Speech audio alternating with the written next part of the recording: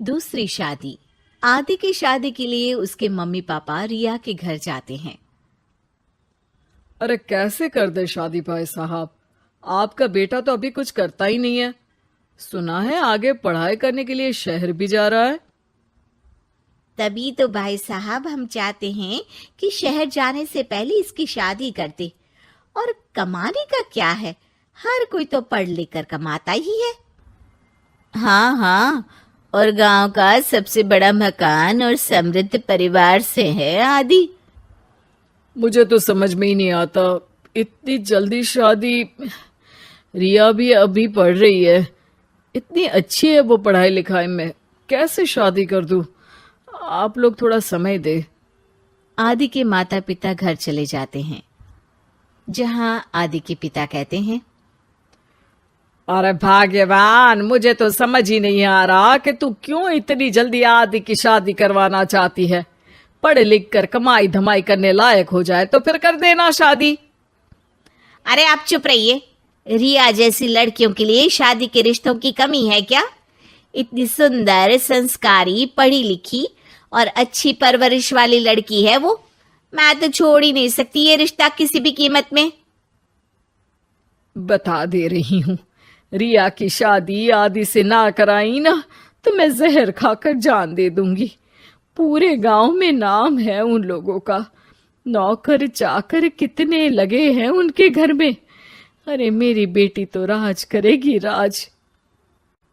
और इस तरह ना चाहते हुए भी रिया की शादी आदि से हो जाती है।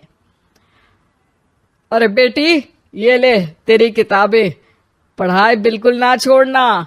तू तो मेरी गर्व करने वाली बहू है। बड़ा नाम है तेरा गांव में। हाँ, आखिर पसंद किसने किया है रिया को आदि के लिए? आदि को गांव की रिया इतनी पसंद नहीं होती है। अरे यार, तू तो बड़ा लक्की निकला। रिया जैसी लड़की से तेरी शादी हो गई। अरे लक्की की क्या बात है, वो भी तो मेरे जैसे लड़के की बीवी बनकर किस्मत वाली बनी है ना। अरे अब तो तू रह नहीं दे। ना तो तू कमाता है, ना ही पढ़ने में अच्छा है। क्या है तुझमें? बस पैसा, और वो भी बाप का। आदि को दोस्तों की बात पर बहुत गुस्सा आता है। पिताजी, मैं शहर जाना चाहता हूँ आगे की पढ़ाई के लिए। अरे बेटा, लेकिन यहाँ की पढ़ाई तो पहले पूरी हो जाए। नहीं नहीं, अब मैं किसी भी हालत में शहर में ही रहकर पढ़ाई करूंगा।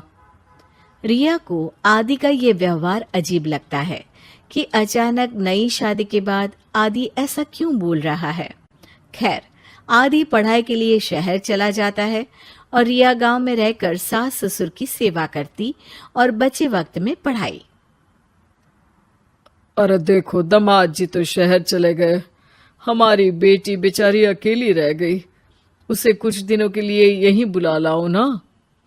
रिया की माँ रिया के ससुराल उसे लेने जाती है कि उसके सास ससुर कहते हैं, अरे नहीं नहीं बहन जी, हमारा मन तो रिया के बिना नहीं लगेगा। हाँ माँ, इनको तो शहर जाना ही था पढ़ाई के लिए, बस थोड़ा पहले चले गए। माँ खाली हाथ वापस आ जाती है। आदि शहर में मन लगाकर पढ़ाई करता है और इंजीनियरिंग के लिए दाखिला ले लेता है। तो वहीं रिया भी एमए की पढ़ाई में प्रवेश लेकर समाज सेवा में मन लगाती है। तुझे देखकर लगता है कि मैंने तेरे साथ ठीक नहीं किया बेटी। शादी तो करवा दी, लेकिन पति का साथ नहीं मिला।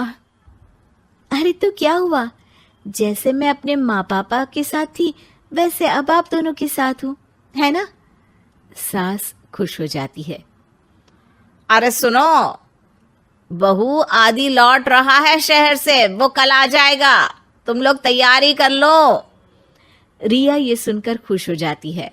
वो सोच लेती है कि अब वो कुछ दिनों तक आदि के साथ क्वालिटी टाइम बिताएगी। लेकिन जब आदि घर आता है तो उसके साथ होती है एक शहर की लड़की जो जींस और टॉप में होती है। ये मेरी दोस्त है, मेरे साथ रहेगी। आदि उसे अपने मम्मी पापा से मिलवाता है, लेकिन रिया से नहीं। रिया सबके लिए खाना लगाती है। अरे ये नौकरानी कितनी सुंदर है, खाना भी अच्छा बनाया है। अरे नहीं नहीं, ये नौकरानी नहीं, मेरी बहू यानी आदि की बीवी है। ये सुनकर लड़की शांत हो जाती है और आदि की तरफ देखने लगती है, फिर वहां से चली जाती है। अरे माँ, क्या जरूरत थी घर की कहानी बताने की? देखा, अब वो बुरा मान गई ना। वैसे भी मैं आप लोगों को बता देता हूं, मुझे रिया के साथ नहीं रहना। मैं शिवानी से प्यार करता हूं और उसी से शादी करूंगा। मैं रिया को छोड़ रहा हूं। आदि ये बोलकर उस लड़की के साथ शहर चला जाता है। रिया ये सब देखकर रोने लगती है, अपने कमरे में चली जाती है जहां सास ससुर उसके पीछे आते हैं। हमें माफ कर दे बेटा। वो दोनों उसके सामने हाथ जोड़ते हैं। आप लोग ऐसा क्यों बोल रहे हैं? ये तो मेरी किस्मत थी, पर अब मैंने सोचा है कि मैं भी आगे पढ़ाई करके आगे बढ़ूंगी। रिया पढ़ाई लिखाई करके पूरे जिले की कलेक्टर बनती है। आदि उसे छोड़कर शिवानी से शहर में ही शादी कर लेता है। फिर एक दिन रिया के ससुराल में, अरे बेटी रिया, तुझसे मिलने कोई आया है। कौन है माँ? हमें आपकी बहू के बारे में सब पता है। मैं आप लोगों से अपने बेटे के लिए आपकी बहू का हाथ मांगने आई हूं। रिया के सास ससुर और माता पिता ने मिलकर ये फैसला किया था कि वो रिया की शादी करवा देंगे। पूरे जिले में नाम कमा चुकी रिया की शादी उससे भी बड़े ओहदे के सिट से हो रही होती है कि शादी वाले दिन आदि भी वहां आ जाता है। अरे माँ, ये क्या हो रहा है? तेरी हिम्मत कैसे हुई घर में घुसने की? पूरे गांव में हम लोगों की नाक कटा अकेला छोड़ गया था एक लड़की के लिए, अब क्या लेने आया है? माँ, वो लड़की ठीक नहीं निकली। उसने मुझे धोखा दे दिया माँ। मैं रिया की कीमत समझ चुका हूँ। अरे इतने बड़े जिले की कलेक्टर है वो। मैं यहाँ नहीं था, फिर भी उसने आप लोगों का पूरा ध्यान रखा। बहुत लेट हो चुका है बेटा। रिया आज अपनी नई जिंदगी की शुरुआत करने जा रही है, अब उसे भी जीने का हक है। वो तेरी सुविधा से जिंदगी नहीं जी सकती। तूने तो हीरा खो दिया बेटा।